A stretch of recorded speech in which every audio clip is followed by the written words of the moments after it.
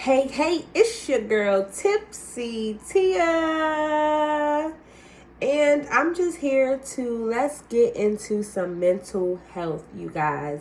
I don't want to make these videos super long because I know everybody's attention span is not that long, not even mine, to even be talking forever, even though I love to talk.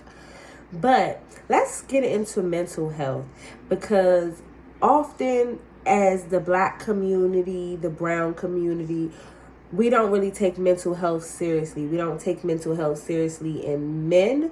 We don't take mental health seriously in children. And as women, they just look at it as you're an emotional woman, not you really could be going through stuff. And mental health is a very important thing. People have different issues when it comes to mental health, and you never want to really turn a person away because just saying hi or good morning or giving someone a hug or waving at them could really change their day and change their emotion. You never know what the smallest thing could do that could help someone. And in men, we have to stop with the stigmatism of men have to be so strong and they have to take on the weight of the world and deal with everything. No, men have the right to be emotional. Men have the right to have feelings. Men go through stuff as well. And we have to be there for men, especially our black men, because of the things that they face in regular day-to-day life, whether it be with the police, whether it be with getting a job, whether it be with women or children or anything. There are so many things against men that they go through so much and always feel like they're going through it alone. Be that person that lets them know you're not alone. I'm here. I will help you. I will try. Let me be a shoulder to cry on. Let me be a voice when you don't feel like you have one. And when it comes to mental health in children, we look at kids like, oh, they're bad. Oh, they're rambunctious. Oh, they're whiny. No, actually sit down. We don't think kids are as articulate as they really are. Kids can really tell you how they feel and what's going on with them. And sometimes if you just pay attention, you can understand what's going on with a child. And children have the right to have feelings too and not just be shut out and shut down and told them, oh, you're bad, or oh, you're just whining too much. No, that's not always the case.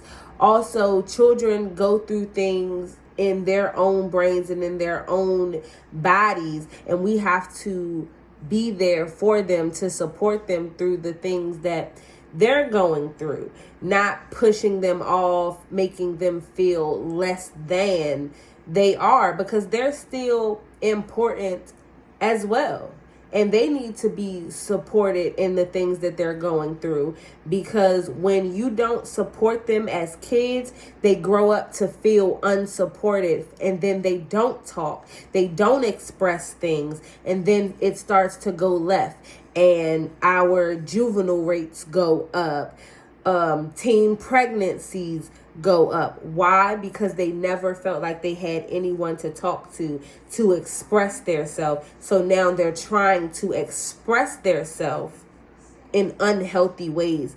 So be an open book and an open door and an open ear to children so that they can express their self. Don't always just write them off as, oh, it's growing pains, they'll get over it, because they might not get over it. And yes, as women, we are emotional creatures. Yes, we do hold the weight of the world. Yes, we do cry. Yes, we do have more emotions than probably the average man. But that still does not mean that it's not a mental health thing. As for me, when it comes to mental health, I have PTSD, I have ADHD, And I also have adjustment disorder and bipolar. Okay. My adjustment disorder and bipolar both look the same. No, I'm not medicated right now. Do I have a therapist? Yes. Do I have some people that I feel like I can go to and talk to when I just feel like I need to talk? Yes. But are there moments when I shut down and don't want to talk to anybody? Or are there moments where I'm just lashing out and I don't really care what anybody thinks? Yes. Because I go through that. And before I was talking to my therapist and before I actually had a man that cared to know what was going on with me, there was a lot of times where I couldn't explain what was going on with me or what my triggers were or what was bothering me because I just didn't know. I didn't know what being manic was. I didn't know how my PTSD would be triggered or my anger is triggered or why. I never really knew that I had an adjustment disorder. I just was like, I just don't like change. When in all honesty, that's really a disorder. Like, and it really bothers me. Like, I really am like, if we discuss something and it's supposed to go this way, that's the way that I expect it to go. And when it doesn't, it completely throws me off. I don't want to do anything anymore. Now I'm angry.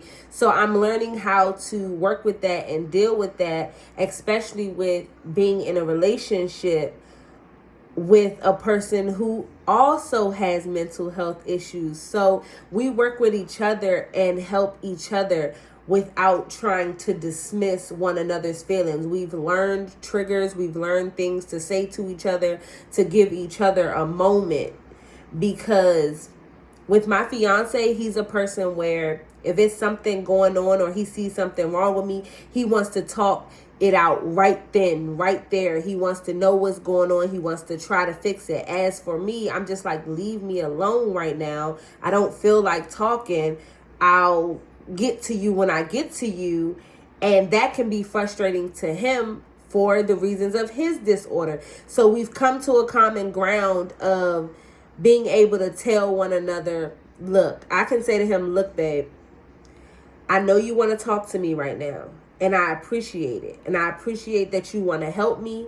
And I love you. And I'm not taking that away from you. But give me 2 hours to just reset myself. And then we can talk about it. And then within 2 hours, we come back and we talk to each other. Are we perfect? By far, no. Not at all. Do we still have arguments? Yes. Yes, we do. But we have learned how to work our arguments out and not have them last days and weeks on out. We've learned to not go to bed angry with each other, that we can actually talk to each other about things that are going on with each other and helping one another out. We both have children and we notice different things in our kids, so we try our best to figure out what our kid could be going through and try to give them ways to work through the things that they're going to. I also, for my fiance, I try to let him know all the time that you don't have to be strong for me, baby. If you need to cry, cry. I'm here.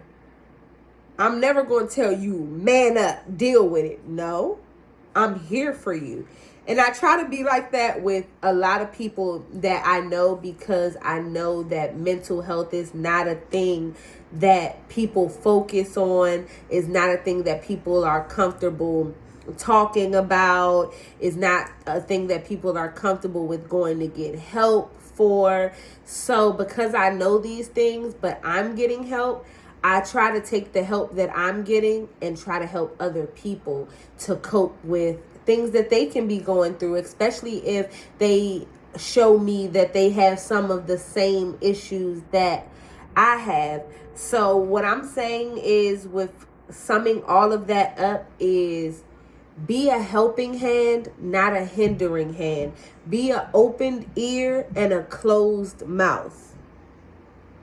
You don't always have to say something, to be there for someone. So, what I want to challenge you to do is open up your heart, open up your mind, open up your ears, and close your mouth. Open your eyes and revisit some of those situations that have might not gone right in the past, and think of a way that maybe you could have been better or you could have been more open, and revisit some of those things, because we often push off things or don't try something because of what happened in the past. Let what happened in the past be the reason that you learn to try different ways. Okay? Mental health is important. Mental health is not just an adult thing. Mental health is not just a woman thing. It's an all of us thing. Everybody needs somebody. And maybe you can be that somebody for somebody. So as always, I'm your girl, Tipsy Tia, and health is wealth.